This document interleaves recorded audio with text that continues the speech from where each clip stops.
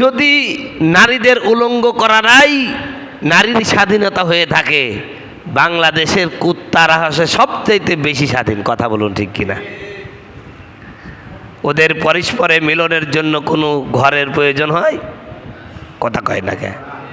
কোনো পোশাক তারা পরে, রাস্তাঘাট বাজার কোনো তাদের বাজ বিজাজ নাই, যেখানে যখন মন চায় তখনই। ঠিক তদ্রূপভাবে আজকে আমার দেশের কিছু মানে দুশ্চরিত্র লোক আছে, যারা আমার দেশের অবলা সরলা সতী সাথী মেয়েদেরকে নারী স্বাধীনতার নাম করে উলঙ্গ করার পায়তারা করছে, আর ইসলামের উপর অপবাদ দিচ্ছে ইসলাম নারীকে ঠগাইছে। ইসলাম নারীকে ঠগাই নাই, ইসলাম নারীকে জিতিয়েছে। বলেন সুবহানাল্লাহ। প্রিয় ভাইয়েরা আমার, এই পৃথিবীতে এমন একটা সময় চলে গেছে যখন কন্যা সন্তান হলে পিতা লজ্জায় এই কন্যা সন্তানটাকে জীবন্ত দাফন করে দিয়েছে। জোরে বলেন নাউজুবিল্লাহ। অথচ রাসূলুল্লাহ কিভাবে মর্যাদা দিলেন? হ্যাঁ পৃথিবীর মানুষ শোনো, আমার আল্লাহ যখন কাউকে ভালোবাসেন, কোনো জাতিকে ভালোবাসেন, কোনো এলাকার মানুষকে ভালোবাসেন, তখন আল্লাহ পাক তাদেরকে রহমতের বৃষ্টি দেন। বলেন সুবহানাল্লাহ। এটা সম্ভবত মুসা আলাইহিস সালাম আল্লাহকে জিজ্ঞাসা করেছেন, আয় আল্লাহ, তুমি যখন খুব বেশি বান্দার প্রতি সন্তুষ্ট হও তাহলে তুমি কি করো, তাকে কি দাও?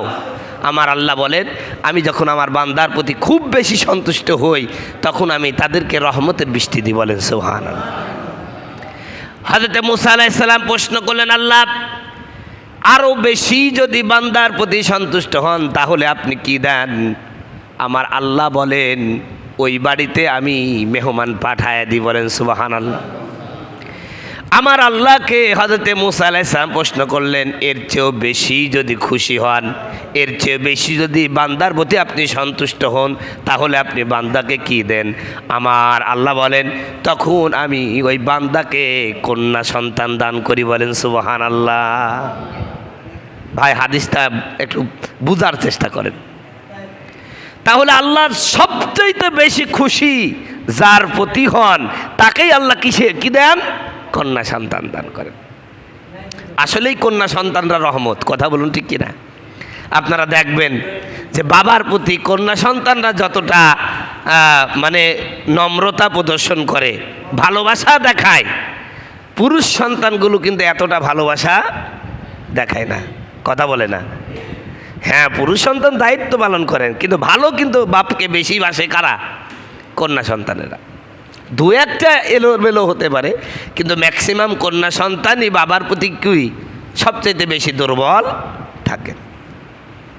তাহলে আল্লাহ পাক বেশি ভালো যাদেরকে বাসেন তাদেরকে কন্যা সন্তানের পিতা বানায় দেন। যখন এই কথাটা কখন বলছেন নবী? যখন কন্যা সন্তান হলেই পিতা নিজ হাতে জীবন্ত দাফন করে দিত। কথা বুঝতে পারছেন ভাই? রাসূলুল্লাহ সাল্লাল্লাহু আলাইহি সাল্লামের যুগে একজন লোক এসে বলল, হুজুর, এই যে আমার দুই হাত দেখতেছেন, এই দু হাত দিয়ে আমি 82টা কন্যা সন্তান দাফন করে দিয়েছি। কতটা? 82টা। হুজুরকে এসে বলছেন, হুজুর এত বড় গুনাহগার আমি, আমার গুনাহ কি মাফ হবে? আমার নবী বলে, শোনো, তুমি যখন জাহেল ছিলা আল্লাহর বরত্ব সম্পর্কে, আল্লাহর সৃষ্টি সম্পর্কে, আল্লাহর আযাব সম্পর্কে তোমার জানা ছিল না, তাই এই অন্যায়গুলো করেছো। এখন যদি তুমি বিশুদ্ধ নেহাতে তওবা করো, আল্লাহ সুবহানাহু তাআলা তোমাকে মাফ করে দেবে। বলেন সুবহানাল্লাহ। তো যেই মুহূর্তে নারীদের কোনোই মর্যাদা ছিল না, ওই মুহূর্তে আমার নবী নারীর মর্যাদা দিলেন। কিভাবে দেখছেন?